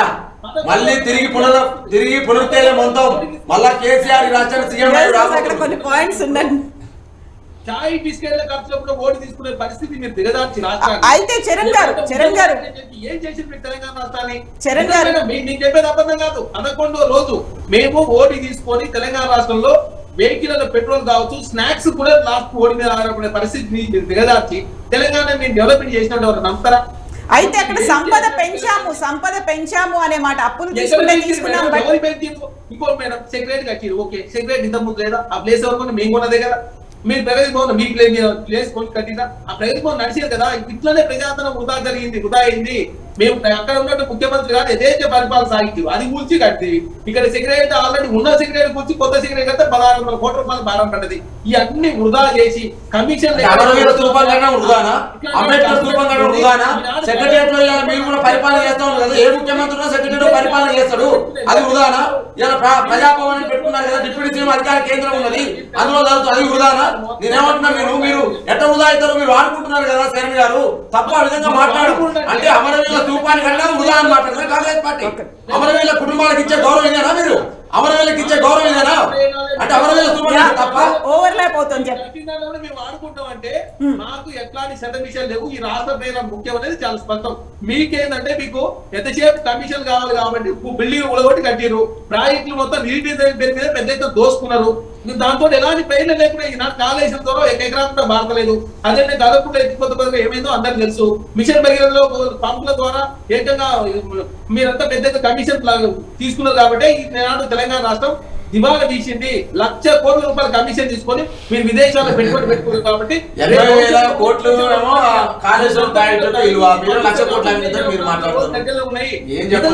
మేడం మేము చెప్పింది ఇది అవాస్తవాలు. వాళ్ళని నష్టం చేసే పని లేకపోతే వాళ్ళని క్రిటిసైజ్ చేయాలో లేకపోతే ప్రతిపక్ష పార్టీ నిర్ణయం చేయాలో మా ఆలోచన కాదు. తెలంగాణ రాష్ట్రం మొత్తం దివాలా తీసిన మాట వాస్తవం ప్రభుత్వం. కానీ రాష్ట్రం దివాలా తీయలే. 2 లక్షల రూపాయల ఆదాయం ఉంటే 3 లక్షల రూపాయలు ఖర్చు పెట్టి వీళ్ళు దాంతో 1,00,000 రూపాయలు అంటే భారమేగా మేడం. ఇది జరిగింది తప్ప తెలంగాణ రాష్ట్రంలో 20,000 రూపాయల ఉద్యోగం చేసే వ్యక్తి 12,000 రూపాయలు ఖర్చు పెట్టుకొని 8,000 రూపాయలు మీరు తీసుకుంటారు. ఒక వ్యక్తి 3 లక్షల రూపాయలు 2 లక్షల రూపాయలు ఆదాయం ఉంటే 3 లక్షల రూపాయలు ఖర్చు పెట్టారు. దీంతో తెలంగాణ రాష్ట్రంలో ప్రభుత్వం దివాలా తీసిందనేది చాలా స్పష్టంగా కనపడతా ఉంది. దీనికి గ్యారెంటీగా ఉన్నటువంటి రాష్ట్ర ప్రభుత్వం ఏకంగా ఎందుకంటే ఎఫ్ఆర్బిఎం లిమిట్స్ గతంలో కూడా కార్పొరేషన్ కావచ్చు, అదేవిధంగా మిగతా సంస్థల ద్వారా తీసుకున్న రుణాలన్నీ కూడా ప్రభుత్వానికి కట్టాలి కాబట్టి ప్రభుత్వ అప్పులని చెప్పేసి ప్రయత్నంతో దానిలో భాగంగా మేము ముందుకు పోతా ఉన్నాం తప్ప మేము తెలంగాణ రాష్ట్రాన్ని కేసీఆర్ గారు వచ్చిన తర్వాత తెలంగాణ రాష్ట్రంలో సంపద ఏం జరగలేదు. ప్రజాధనం మొత్తం వృధా అయింది, ప్రజలు కలవలేదు, ప్రజాపాలన అందించలేదు, ఎవరిని కలవకుండా పాంబదులు రెస్ట్ తీసుకున్నారు కాబట్టి ప్రజలు ఇంటికి పంపిరు. ఈ సంక్షోభం నుంచి గట్టెక్కించేది ఓన్లీ కాంగ్రెస్ ప్రభుత్వం కాబట్టి ప్రజలు కాంగ్రెస్ పార్టీకి అవకాశం ఉంది. కానీ మేము ఇంత ఈ పరిస్థితి ఉందని చెప్పి మీకు కూడా ఊహించుకోలేదు. 2,90,000 కోట్ల బడ్జెట్ అని చెప్పి 1,60,000 కోట్ల రూపాయలు మాత్రం ఖర్చు పెట్టింది. అంటే 1,30,000 కోట్ల రూపాయలు అదనంగా ఒత్తిడి చూపించి ఫేక్ లెక్కలతోటి తెలంగాణ రాష్ట్ర ప్రజలంతా మోసం చేసింది కాబట్టి తెలంగాణ రాష్ట్రానికి సంక్షోభం ఉంది మేడం. కాబట్టి భవిష్యత్తులో రేపు పార్లమెంట్ ఎలక్షన్ తర్వాత ఇంకా తెలంగాణ రాష్ట్రంలో బీఆర్ఎస్ పార్టీలో ముస్లిం స్టార్ట్ అయితే ఖచ్చితంగా ప్రజలంతా కూడా చీదరించే రోజు చాలా దగ్గరలో ఉన్నాయి. ఎందుకంటే బీఆర్ఎస్ పార్టీ చేసినటువంటి దుర్మార్గాలు అన్ని కావు, అన్ని కూడా భవిష్యత్తులో బయటకు వస్తాయి కాబట్టి శ్వేతపత్రాలు రిలీజ్ అయిపోతాము. తెలంగాణ రాష్ట్రం అన్ని డిపార్ట్మెంట్ల వారిగా, కార్పొరేషన్ల వారిగా, అదేవిధంగా ప్రభుత్వ సంస్థల వారిగా అన్ని డిపార్ట్మెంట్ల వారిగా శ్వేతపత్రం రిలీజ్ చేసి ప్రజలకు వాస్తవ విషయాలు వివరించబోతా ఉన్నాం. దానిలో భాగంగా మేము ముందుకు పోతా ఉన్నాం. అదే కాకుండా మేము ఇచ్చినటువంటి 6 గ్యారెంటీ ఏ విధంగా ఇంప్లిమెంట్ చేయాలని ప్రభుత్వం భావిస్తా ఉంది కాబట్టి ఈ రోజు నుంచే గ్రామ సభల ద్వారా అప్లికేషన్ తీసుకుంటా ఉన్నారు. మాకు చిత్తశుద్ధి ఉంది. ప్రజల శ్రేయస్ కోసం, ప్రజల మేలు కోసం, ప్రజల బాగు కోసం తెలంగాణ రాష్ట్రంలో ప్రజాస్వామ్యం బతుకున్నారు కాబట్టి పేపర్లు యథేచ్ఛగా వార్తలు రాసుకొని చెప్పడం జరిగింది. అదేవిధంగా మీడియా సంస్థలు యథేచ్ఛగా ప్రచారాలు చేసుకోవాలని, ఇందిరాపాలక దగ్గర సమస్యలను వారు ధర్నా చేసుకోవాలని, అదేవిధంగా సమస్యలు ఉన్న వారు ప్రజావాణిలో వారు ఎవరైనా కలవచ్చు, అధికారులు కలవచ్చు, ముఖ్యమంత్రి గారు కలవచ్చు అని చెప్పి చెప్పడం జరిగింది. అదేవిధంగా అసెంబ్లీలో ప్రతిపక్ష పార్టీ మాట్లాడాలని చెప్పి కోరుకుంటాము, ప్రతిపక్ష పార్టీ సలహాలు తీసుకుంటామని చెప్పడం జరిగింది. మాది ప్రజా ప్రభుత్వం, ప్రజల శ్రేయస్ కోసం, ప్రజల బాగు కోసం మేము ఏదైనా చేయడానికి సిద్ధంగా. సో ప్రతిపక్ష సభ్యుడిగా మీరు ఇంతకాలం కార్పొరేషన్ లో ఉన్నప్పుడు అక్కడ ఉన్నటువంటి అప్పులు వీటన్నిటి మీద ఎంత డెవలప్మెంట్ ఉంది, ప్రోగ్రెస్ అనేది లేకుంటే శ్వేతపత్రాన్ని ఎందుకు రిలీజ్ చేయలేదు, ఇప్పుడు వీళ్ళు రిలీజ్ చేస్తుంటేనే మీకు ఎందుకంత అబ్జెక్షన్ వస్తుంది? ఇప్పుడు మేడం నేను ఏమంటున్నానంటే వారు మాట్లాడే రెండు డ్యూయల్ రోల్స్ పోషిస్తూ ఉన్నారు. తెలంగాణ ఒకవైపు అభివృద్ధి చెందిందని చెప్పి చెప్తూనే ఏమైనా కరెంట్ ఇవ్వలేదని వీళ్ళే అన్నారు. 19 గంటల 22 నిమిషాల కరెంట్ ఇచ్చారని వారి చేతపత్రం విడుదల చేసింది. నేను ఏమంటున్నట్టే మేడం, నేను డ్యూయల్ రోడ్ పోషించవద్దు, వీళ్ళు రెండు నాలుగేళ్ల ధోరణి. నేనేమంటే మేడం, తెలంగాణ ప్రభుత్వం ఖర్చు పెట్టేటువంటి రంగాలు చూస్తే 24 గంటల ఉచిత విద్యుత్ కోసం 36,599 కోట్లు ఖర్చు పెట్టాం. అది తప్ప చెప్పండి. అదేవిధంగా 58,29,000 మంది సంబంధించిన రైతాంగానికి 30,000 కోట్ల రూపాయలు ఖర్చు పెట్టి రైతు రుణమాఫీ చేసినాం మేము. అది తప్ప మీరు చెప్పండి. 70 లక్షల మంది రైతులకి 73,000 కోట్ల రైతు బంధుని టింగ్ టింగ్ టింగ్ అంటూ ప్రతి కారుకి వేసినాం. మీరు ఇంతవరకు రైతు భరోసా నిధులు విడుదల చేయలేదు. సంతోషం, మీరు విడుదల చేయకపోకండి. నేను భువనగిరి పార్లమెంట్ పరిధిలో తిరుగుతా ఉన్నా కాబట్టి ప్రజలందరూ చెప్తా ఉన్నాను. నేను దుర్గపల్లి సంబంధించి గురువు అయిన రైతు వచ్చినాడు, అయ్యా 5,000 వేస్తాను ఇంకా కాంగ్రెస్ అని అడుగుతున్నా. నేనేమంటలే. ఇంకోటి కూడా నేను చెప్తా ఉన్నా, వీళ్ళు రైతు బీమా సంబంధించి చెల్లించిన నిధులు మేడం మేము 6,861 కోట్లు అండి. రైతు బీమా తప్పని చెప్పండి మీరు. అదేవిధంగా మేము 5,566 కోట్ల రూపాయలు రైతు బీమా కోసం ఖర్చు పెట్టినాం. అదేవిధంగా 9 నెలలు ధాన్యం కొనుగోలు కోసం 1,34,768 కోట్లు ఖర్చు పెట్టినాం. ఇతర పంటల కొనుగోలు కోసం 11,439 కోట్లు ఖర్చు పెట్టినాం. 2,601 రైతు వేదికల నిర్మాణం 572 కోట్లతో ఖర్చు పెట్టేసినాం. ఇతనాల ఎరువుల రాయితీ కోసం 982 కోట్లు ఇచ్చినాం. యాంత్రీకరణ ఏదైతే సాగు చేయడం కోసం యంత్రాల కోసం 963 కోట్లు ఇచ్చినాం. మైక్రో ఇరిగేషన్ కు 2,236 కోట్లు ఖర్చు పెట్టినాం. పంట నష్ట పరిహారం కోసం 17,000. మేడం, పట్టణ ప్రగతి కోసం తెలంగాణ ప్రభుత్వం 1,25,294 కోట్లు. పల్లె ప్రగతి మేడం, పల్లెల్లో మీరు అంటున్నారు గాంధీజీ కలుగుతున్న గ్రామీణ స్వరాజ్యాన్ని మా గౌరవ తొలి ముఖ్యమంత్రి కేసీఆర్ గారు ఒక ప్రతిభతోటి ఎలా మేడం పల్లెల్లో బాలరాజు గారు ఇవన్నీ శ్వేతపత్రం రూపంలో కేటీఆర్ రిలీజ్ చేశారు. శ్వేతపత్రం రూపంలో అక్కడ కాంగ్రెస్ గవర్నమెంట్ కూడా రిలీజ్ చేసింది. అయితే అక్కడ చరణ్ గారి ఒక మాట ఏంటంటే, ఇంతకాలం మీ కార్పొరేషన్ లో చేసినటువంటి అప్పుల లెక్కలు కావచ్చు, ఈ వివరాలన్నీ ఒక వైట్ పేపర్ రూపంలో ఎందుకు రిలీజ్ చేయలేదు? చరణ్ గారు చెప్పండి.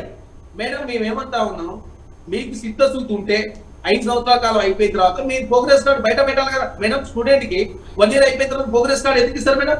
డిస్టింక్షన్ వచ్చిందా, పాస్ అయినా, ఫెయిల్ అయినా, ఏ సబ్జెక్ట్ మీకు చెప్పాలి కదా. మేము శ్వేతపత్రం రిలీజ్ చేసిన తర్వాత మీరు శ్వేతపత్రం రిలీజ్ చేసి మేము ఏకంగా తెలంగాణ చెమటోడ్చి 6,71,000 కోట్ల రూపాయలు అప్పు చేసి మీరు ప్రాపర్ వేలో ఉపయోగించుకోకపోవడం మూలంగా అయినా తెలంగాణ రాష్ట్రంలో ప్రభుత్వం దివాలా తీసింది. మీరు ఉత్తరప్రదేశ్ రాష్ట్రంలో ఉన్నటువంటి 10 కోట్ల జనాభా అక్కడ కార్పొరేషన్ ద్వారా రుణాలు తీసుకుంది 1,20,000 కోట్లు మేడం. తెలంగాణ రాష్ట్రంలో కార్పొరేషన్ రుణాలు తీసుకుని 1,50,000 కోట్లు. 3.5 కోట్ల జనాభా, అక్కడ 80 పార్లమెంట్ స్థానాలు, ఇక్కడ 17 పార్లమెంట్ స్థానాలు. ఉత్తరప్రదేశ్ లో అంత తక్కువ తీసుకొని దేశంలో మీరు ఇంత పెద్ద ఎత్తున అప్పులు చేసి కరెక్ట్ వేలో ఉపయోగించుకోకపోవడం మూలంగా దాంతో ఎలాంటి ఆదాయ వనరులు మారలేదు. భవిష్యత్ తరాలకు ఉపయోగపడేటట్టు చేయలేదు.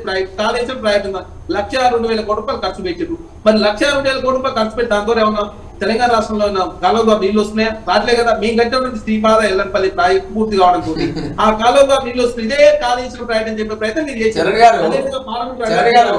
ఒకవేళ మీరు పట్టినటువంటి కాళేశ్వరం ద్వారా నీళ్లు రాకపోతే 2014లో సాగు విస్తీర్ణం 1,31,00,000 ఎకరాలు మేడం. మరి ఈ రోజు సాగు విస్తీర్ణం 2,02,65,00,000 ఎకరాలు. ఎట్లా పెరిగింది మేడం? మరి సాగు విస్తీర్ణం పెరిగింది కదా, ఎట్లా పెరిగింది? సాగు విస్తీర్ణం నీళ్లు ఇవ్వకపోతే, కరెంట్ ఇవ్వకపోతే సాగు విస్తీర్ణం ఏ విధంగా పెరుగుతుందో చెప్పాలి. మీరు ఊరికే అబద్ధాలు చెప్పడం కాదు. మరి ఆ రోజు ఏం చెప్తున్నారు మేడం? అన్ని అబద్ధాలు చెప్తా ఉన్నారు. అబద్ధాలు చెప్తా ఉంటే ప్రజలు వినాలా మీరు? అరే ధాన్య ఉత్పత్తి పెరిగిందా లేదా? మీరు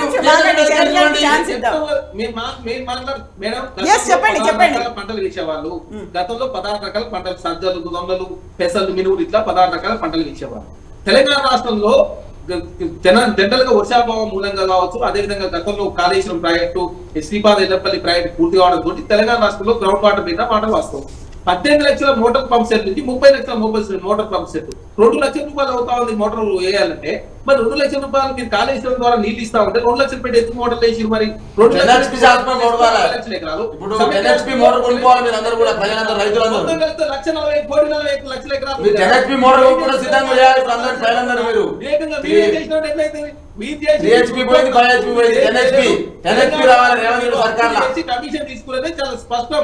మీరు ప్రజాధనం అంతా ఉందా చేసారు మేడం. ఇప్పుడు 65 లక్షల టన్నుల ధాన్యం నుంచి 3 మనం ప్రధానమంత్రి నరేంద్ర మోదీ దగ్గరికి వెళ్ళొచ్చిన తర్వాత నరేంద్ర మోదీ దగ్గరికి వెళ్ళి కలిసి వచ్చిన తర్వాత వచ్చేటువంటి పాజిటివ్ రెస్పాన్స్ ఏమైనా ఉంటుందా? కనీసం ఇప్పుడు మీరు పెట్టుకున్నటువంటి 100 రోజులు కావచ్చు, కానీ లేకపోతే పార్లమెంట్ ఎన్నికలు, ఏది టార్గెట్ గా ఉంటుందండి? ఇక్కడ నుంచి ప్రెషర్ అనేది కాంగ్రెస్ పార్టీ బిల్డప్ చేస్తుందా, లేకుంటే 10 స్థానాలు అనుకున్నారు కాబట్టి సో బీజేపీ కూడా ఇచ్చే ప్రయత్నం చేస్తుందా? రాజీవ్ రెడ్డి గారు మీరేమనుకుంటున్నారు? ఏం లేదండి, అంటే మామూలుగా తెలంగాణలో ఏమైందంటే ముందుగా కొంచెం అసెంబ్లీ ఎలక్షన్స్ ముందుకు వచ్చి కొంచెం గ్యాప్లో పార్లమెంట్ ఎలక్షన్స్ వచ్చేసరికి ఇంకా ఎలక్షన్ మోడ్ నుంచి ఇంకా రాజకీయ పార్టీలు బయటకు రాలేదు. దట్టు కూడా యాక్చువల్గా ఇంకా కరెక్ట్గా కానీ జరుగుంటే ఈ నెక్స్ట్ మంత్లో కూడా పంచాయతీ ఎలక్షన్స్ ఇవన్నీ కూడా ఉన్నాయి తెలంగాణలో యాజ్ పర్ షెడ్యూల్ అనుకుంటే. మేబీ వీళ్ళు కండక్ట్ చేస్తారో లేదో తెలియదు, కానీ ఒక టెంపో అయితే అదే క్యారీ ఫార్వర్డ్ అవుతూ ఉంది. ఈ రోజు కూడా సింగరేణి ఎలక్షన్స్ ఈరోజు సింగరేణి ఎలక్షన్స్ ఉన్నాయి. 7 గంటలకి కౌంటింగ్ ఉన్నట్టుంది, ఈవినింగ్ ఈరోజే కౌంటింగ్ ఉన్నట్టుంది. సో ఈ సీక్వెన్స్ ఆఫ్ పరిణామాలను గమనిస్తున్నప్పుడు ఖచ్చితంగా అలాగే ఉంది. అలాగే రేవంత్ రెడ్డి గారు కూడా ఏం చేస్తున్నారంటే ప్రతి ఒక్క పరిణామాన్ని కూడా చాలా సూక్ష్మ పరిధిలో చూస్తున్నారు అనిపిస్తుంది. రియలిస్టిక్గా తీసుకుంటే నిన్న బట్టి విక్రమార్గాన్ని తీసుకోబట్టలో మామూలు రాజకీయ నాయకులు రాజకీయం మాట్లాడుకుంటారు, కానీ నాకైతే మాత్రం ఏమనిపించింది అంటే అతను ఫైనాన్స్ మినిస్టర్, తెలంగాణకి ఉప ముఖ్యమంత్రి, ఫైనాన్స్ మినిస్టర్. మామూలుగా ఏమవుతుందంటే తమ శాఖలకు సంబంధించి అర్జీలు ఏమన్నా సెంట్రల్ గవర్నమెంట్కి ఇచ్చేటప్పుడు పరిణామక్రమాల్లో ముఖ్యమంత్రులు ఏం చేస్తారంటే వాళ్ళతో పాటు ఆ శాఖకు సంబంధించిన మంత్రులను తీసుకోబోవటం, ఆ శాఖకు సంబంధించిన అధికారులను తీసుకోబోవటం ఆనవాయితీ. అయితే ఇక్కడ మన దగ్గర ఆర్థిక పరిస్థితి బాగాలేవు, అన్ని అప్పులే ఉన్నాయి అనుకున్నప్పుడు ఆస్తుల గురించి బీఆర్ఎస్ చెప్తుంది, అప్పుల గురించి కాంగ్రెస్ చెప్తున్నప్పుడు ఏది పాజిటివ్ గా తీసుకుంటుంది బీజేపీ అనేది? పాజిటివ్ నెగిటివ్లు ఆలోచిస్తే ప్రతి ఒక్క రాష్ట్రం సెంట్రల్ గవర్నమెంట్ కూడా అప్పులు పెరిగాయి. మీరు బాగా అబ్జర్వ్ చేస్తే సెంట్రల్ గవర్నమెంట్ కూడా అప్పులేమి గత 10 ఏళ్లలో గమనిస్తే అప్పులు ఏమి పెరగకుండా పోలేదు. రాష్ట్రాలతో చేసిన అప్పులతో ప్రొరేటా బేసిన్ తీసుకున్నా కానీ సెంట్రల్ గవర్నమెంట్ అప్పులు కూడా బాగా పెరుగున్నాయి. బట్ ఈ కన్సిడరేషన్ కాదు. కానీ ఇప్పుడు ఈ సంక్షేమ పథకాలు ఎప్పుడైతే మనం పెంచుతూ పోతామో అప్పుడు ఏమవుతుందంటే అబ్వియస్గా ఆ ఆర్థిక లోటు పెరుగుతూ ఉంటుంది. ఫస్ట్ 5 ఏళ్లలో మనం 5 లక్షల కోట్లు అప్పు చేసామనుకోండి, 2 ఏళ్లలో 3 లక్షల కోట్లు అప్పు చేసినా ఇతను ఎక్కువ చేసినట్టు అతను ఎక్కువ చేసినట్టు అని అంటే ఇద్దరు ఈక్వల్గా చేసినట్టు లెక్క. ఎందుకంటే ఆ 1,00,000 కోట్లకు వడ్డీ కట్టుకుంటా రావాల్సి వస్తుంది. ఆ వడ్డీ కూడా యాడ్ అవుతుంది కదా, క్యుములేటివ్ అవుతుంది కదా ఆ ఇంట్రెస్ట్ని. సో ఇప్పుడు కొత్తగా పెట్టే సంక్షేమ పథకాలైనా సరే వీటిని అమలు చేయాలన్నా కానీ ఇప్పుడు మీరు అంత అప్పుల్లో ఉన్నప్పుడు ఈ కొత్తగా వచ్చిన సంక్షేమ పథకాలను అమలు చేయడం అనేది ఒక ఛాలెంజింగ్ టాస్క్. దీంట్లో సెంట్రల్ గవర్నమెంట్ యొక్క సపోర్ట్ లేకుండా కుదురుతుందా అని అంటే అంత ఈజీ ఏమైతే కాదు. సో వీళ్ళు కూడా అప్పులు తేవాల్సిందే, ఏ గవర్నమెంట్ అయినా సరే అప్పులు తేవాల్సిందే. పథకాలు కూడా ఏమవుతాయంటే ఒక్కొక్క పథకానికి మీరు చెప్పినట్టు వీళ్ళే మొన్న శ్వేతపత్రం విడుదల చేసినప్పుడు నేను కొన్ని ఆర్టికల్స్లో చదివాను. 24,000 కోట్ల నుంచి 36,000 కోట్ల దాకా సంవత్సరానికి వడ్డీ రూపంలోనే కట్టాల్సిన పరిస్థితుల్లో ఉన్నప్పుడు ఈ కొత్తగా వచ్చిన 6 గ్యారెంటీలను అమలు చేయటం, అది కాక అది కూడా కాంగ్రెస్కి ఒక ఇదేంటంటే ఒక 100-200 రోజుల్లోనే అమలు చేయాలి. 100 రోజులే టార్గెట్. వాళ్ళు 100 రోజులు చెప్పారు మేడం. ఒక పథకం ఇంప్లిమెంట్ చేసినప్పుడు ఏమవుతుందంటే దాని సాధ్యాసాధ్యాలను అవన్నీ పరిశీలించడానికి చాలా టైం పడుతుంది. మీరు ఇప్పుడు చూశారు, ఫస్ట్ మొన్న వాళ్ళ పథకం స్టార్ట్ చేశారు, 0 టికెట్ మహిళా లేడీస్ కోసం బస్సులో ఫ్రీ టికెట్ పెట్టారు. ఆ 0 టికెట్ పెడితే ఇప్పుడు ఏం చేస్తున్నారు తెలుసా? ఇప్పుడు ఇంకొన్ని రోజులు పోతే ఆ టఫ్ టాస్క్ మీకు అర్థమవుతుంది.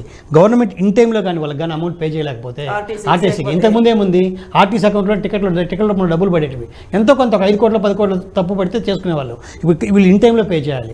ఇంకో ఛాలెంజింగ్ టాస్క్ ఇప్పటి నుంచి వాళ్ళు రికవరీ వాళ్ళు దాన్ని సాల్వ్ చేయడానికి కూడా ట్రై చేస్తున్నారు గవర్నమెంట్ కూడా. అంటే దీన్ని తప్పుగా చూపించడం లేదు. అంటే ఒక పథకాన్ని మనం ఇంప్లిమెంట్ చేస్తున్నప్పుడు దాని సాధ్యాసాధ్యాలు, దాని యొక్క ప్రతికూలతలు, పర్యావసనాలు ఎలా ఉంటాయనే దానికి చిన్న ఎగ్జాంపుల్ ఆర్టీసీలోనే. ఇక్కడ దిగి మీరు ఒకటో స్టాప్ దిగారు, మియాపూర్ నుంచి కోకట్పల్లి తీసుకున్నారు, అండ్ మియాపూర్ నుంచి కోటి దాకా బస్సు పోతుంది, కోటి దాకా టికెట్ కొడుతున్నారంట.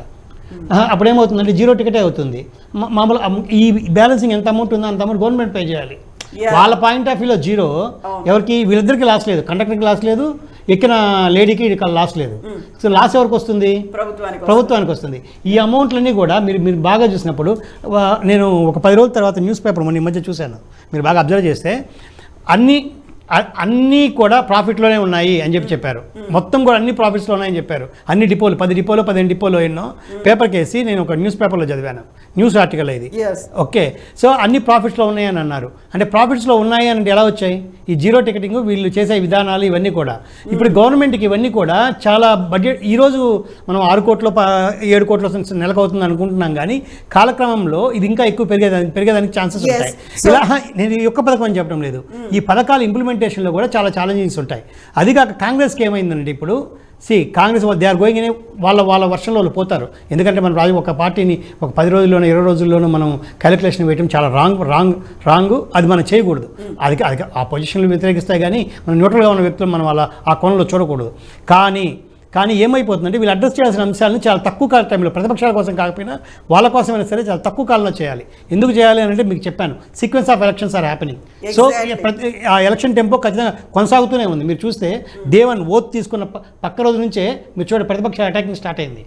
సో ఇవన్నీ స్టార్ట్ అవుతూ ఉంటాయి. ఖచ్చితంగా వీళ్ళు పైకి ఢిల్లీకి వెళ్ళడం, కలవడం ఇవన్నీ కావాలి. ఎందుకంటే వాళ్ళకి ఏ సాధ్యాసాధ్యాలు ఈ పథకాలను ఇంప్లిమెంట్ చేయాలంటే మనం ఎక్కడెక్కడ నుంచి తీసుకురావాలి, ఎక్కడెక్కడ మనకి పాసిబిలిటీస్ ఉన్నాయి అనేది they are need to search for the resources from where they get their income. So Charan గారు ముందుగా లెక్కలు అంచనాలు లేకుండానే అనౌన్స్ చేశారు. ఆ తర్వాత ఇప్పుడు కష్టపడాల్సి వస్తుంది, అప్పు పుట్టట్లేదు, ఆస్తుల గురించి లెక్కలు ఇవన్నీ చూస్తూ ఉంటాయి అనేది ఒక వాదన. మేడం ఇప్పుడు 2,90,000 కోట్లు నిజమే అని చెప్పి మేము నమ్మాము. మరి మీరు ఎవరైనా ఏం చెప్తారు? ప్రభుత్వం 2,90,000 కోట్ల బడ్జెట్ ప్రవేశపెట్టినప్పుడు అది వాస్తవం అని చెప్పి నమ్ముతున్నాం. ఇప్పుడు మేము కూడా శ్వేతపత్రం అసెంబ్లీ రిలీజ్ చేసినాం, వాస్తవ విషయాలతో ఉన్నటువంటి శ్వేతపత్రం రిలీజ్ చేసినాం కాబట్టి ప్రజలంతా విశ్వాసంలో తీసుకుంటా ఉన్నారు. అదేవిధంగా ప్రజా సంఘాలు కావచ్చు, మీడియా అధినేతలు కావచ్చు, మీడియా సంబంధించిన సంస్థలు తీసుకుంటా ఉన్నారు. మేము 2,90,000 కోట్లు వీళ్ళు ప్రవేశపెట్టారు కాబట్టి మేము 2,90,000 కోట్ల మీద ఈ రాష్ట్రంలో అప్పులు కావచ్చు, అదేవిధంగా జీతాలకు సంబంధించి కావచ్చు 35% జీతాలకు పోతాము, 34% అప్పుల మీద కొట్టి అదేవిధంగా ఇన్స్టాల్మెంట్ పోతాము. ఈ 2 పోయినప్పుడు 70% పోతే ఇంకా 30% ఉంది అని చెప్పి భావించాము.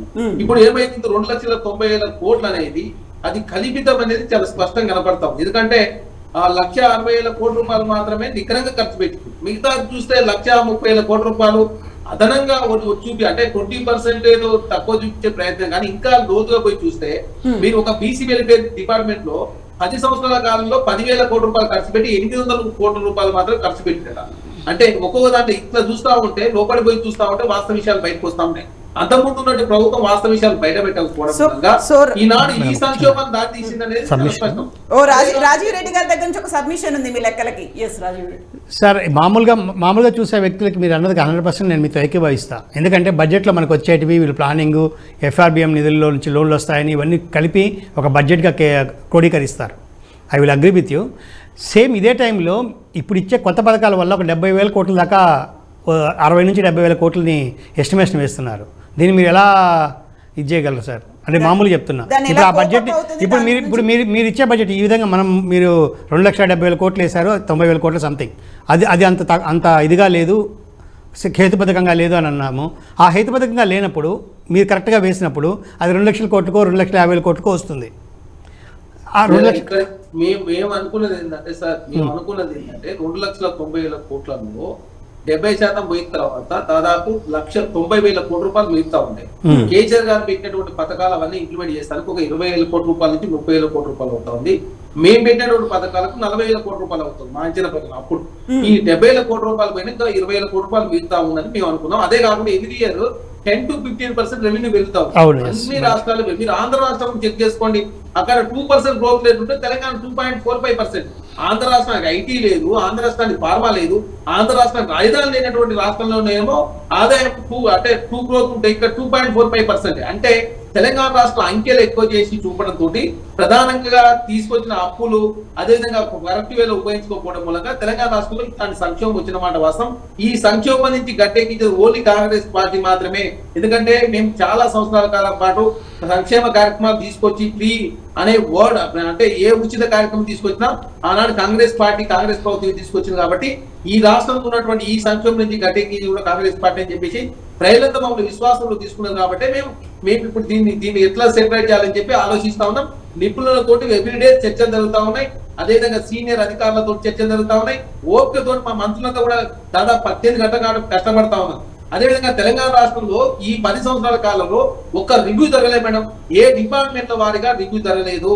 అసలు అధికారులు మాట్లాడే అవకాశం లేదు. ఎంతసేపు రిటైర్మెంట్ అయిన అధికారులను అడ్వైజర్లు పెట్టుకోవడం మూలంగా వాళ్ళు సలహాలు ఇవ్వలేదు. సలహాలు స్వీకరిస్తానికి ముఖ్యమంత్రి గారు సిద్ధంగా లేరు. అదేవిధంగా ప్రజలు కలుస్తానికి సిద్ధంగా లేరు. ప్రజా సంఘాలు కలుస్తానికి సిద్ధంగా లేరు.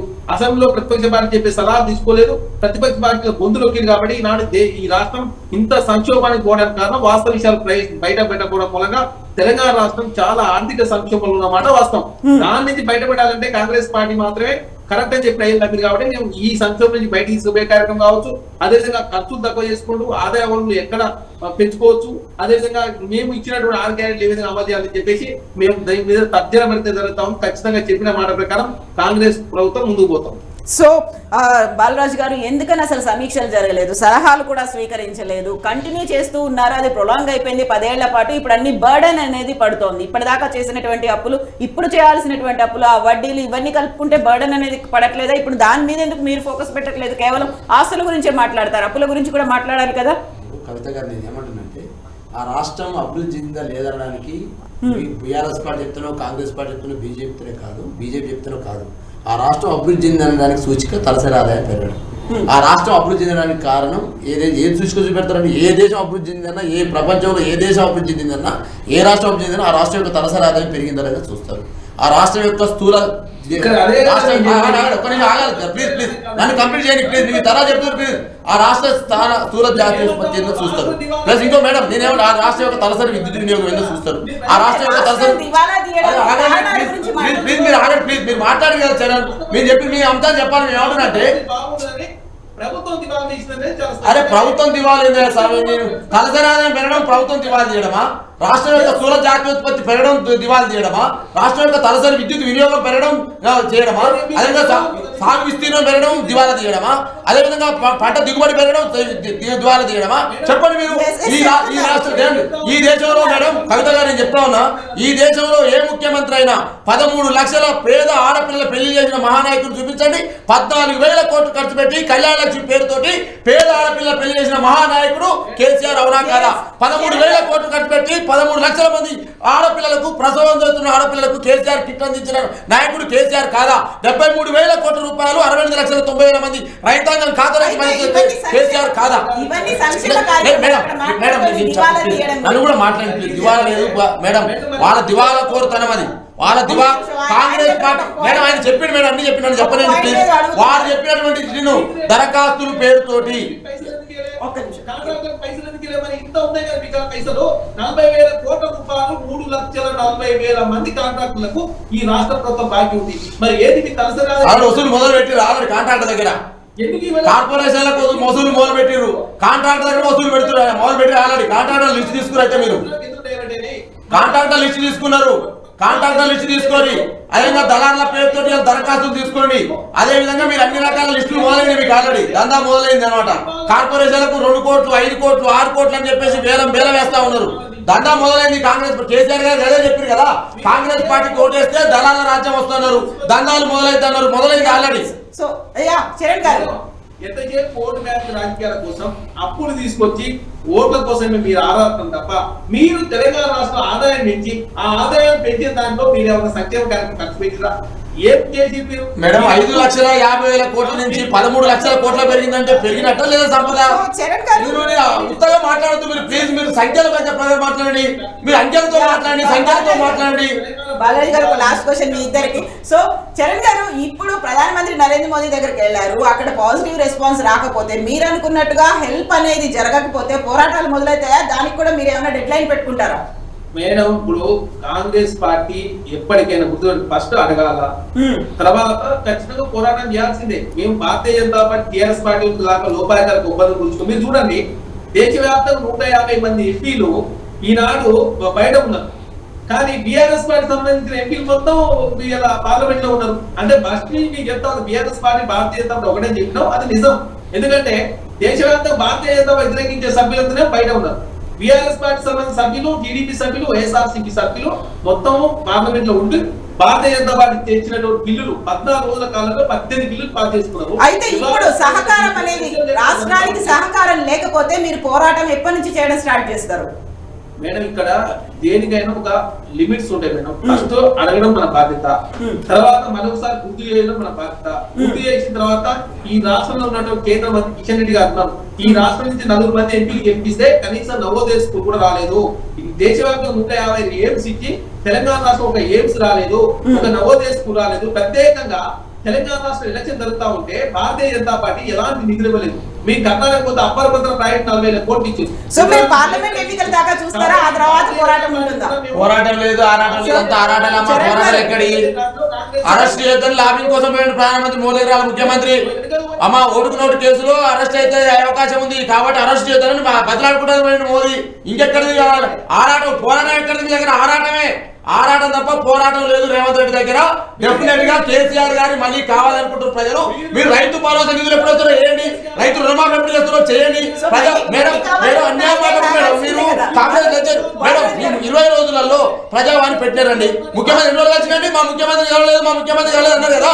మీ ముఖ్యమంత్రి 2 రోజులు కలిసి 20 రోజు కలిచాడు, ఒక్కరోజు కలిచాడు. మీరు రేవంత్ రెడ్డి ఒక్కరోజు 20 రోజులలో ఒక్కరోజు కలిచాడు. మీరు మాట్లాడతారా కేసీఆర్ గురించి? కలవలేదు. ప్రజా దర్బారు ప్రజావాణి అయింది, ట్రాఫిక్ లేదన్నారు, ట్రాఫిక్ మళ్ళీ మొదలైంది. ఎదురు చూస్తారు అడుగుదాం.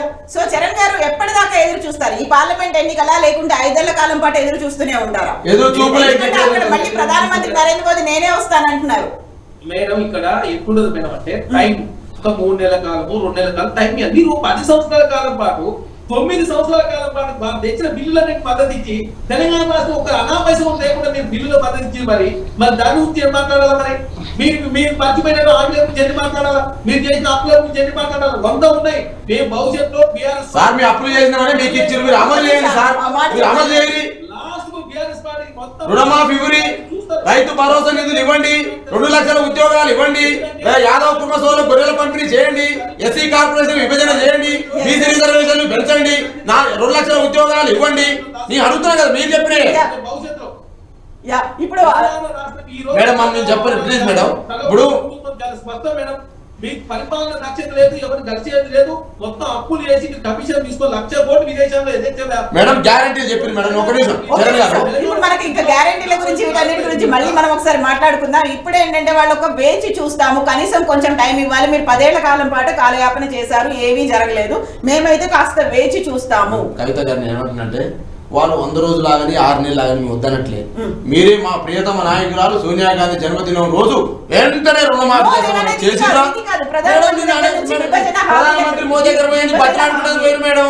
అరెస్ట్ చేయొద్దు, నేను ఆ నోటు కేసులో ఉన్నాను, అరెస్ట్ చేయకు ఆయన మహాప్రభు చెప్పుకుంటాను. పోతే ఏం చెప్తారు? ఇంట్లో పోనీ మళ్ళీ బయట పంపిండు, మళ్ళీ బయట పంపింది. ఎందుకంటే ఓటుకునే కోసం రిక్వెస్ట్ చేస్తున్నారు కాంగ్రెస్ పార్టీ.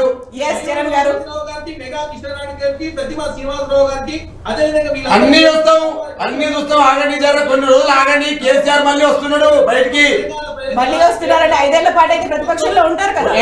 ఉంటావా ఉడుతుందో చూడు గవర్నమెంట్ కూడా. చరణ్ గారు నేను ఏమంటున్నా అంటే మీరు మమ్మల్ని వ్యతిరేకించారు సార్. ప్రజలు మమ్మల్ని ప్రతిపక్షాలు గుసపెట్టిరు, మిమ్మల్ని అధికార పక్షాలు గుసపెట్టిరు. అయ్యా దరఖాస్తులు స్వీకరణ ఎందుకయ్యా? ఆల్రెడీ ఎంతమంది మహిళలు గ్యాస్ దగ్గర ఉందో తెలుసా? మా 1,20,00,000 లక్షల మంది గ్యాస్ లబ్ధిదారులు ఉన్నారు. ఆ గ్యాస్ లబ్ధిదారు గ్యాస్ ఇస్తున్నారు చెప్పండి. 5,000 రూపాయలు అది చెప్పండి. మీరు ఎక్కడ ఇంకెక్కడ తెలియదు రేషన్ కార్డు మీరు ఎంతమంది తెలియదు. రేషన్ కార్డు తెలియదా? 93 లక్షల రేషన్ కార్డు ఉన్నాయి. ఆ 93 లక్షలు ఎంతమంది తెలుసు, గ్యాస్ లబ్ధిదారులు ఎంతమందో తెలుసు. ఇవన్నీ మీరు ఇవ్వచేత కాక మళ్ళా ఇప్పటికి 30 రోజులు అయిపోయింది మేడం. జనవరి 7 వస్తే 30 రోజులు అయిపోయినట్టు పరిపాలన. 21 రోజులు అయితే 3 వారాలు అయితే 21 రోజు రేపు జనవరి 6వ తారీఖు వరకు ఆ దరఖాస్తుల స్వీకరణ అంటే 4 రోజులు అయిపోయింది. ఇంకా 2 నెలలే ఉంటది. ఆ 2 నెలల్లో పార్లమెంట్ ఎలక్షన్ ఉంటాయి, తర్వాత పంచాయతీ ఎలక్షన్ ఉంటాయి. నీవేం అవసరం, మీ ప్రజలు పోరాటం చేస్తున్నారు. ఊళ్ళలో నిన్న పోయి తుర్కపల్లి పోతే గుర్రయ్య అంటున్నాడు, రైతు అంటున్నాడు. ఎప్పుడైతే రుణమాఫీ అంటున్నారు.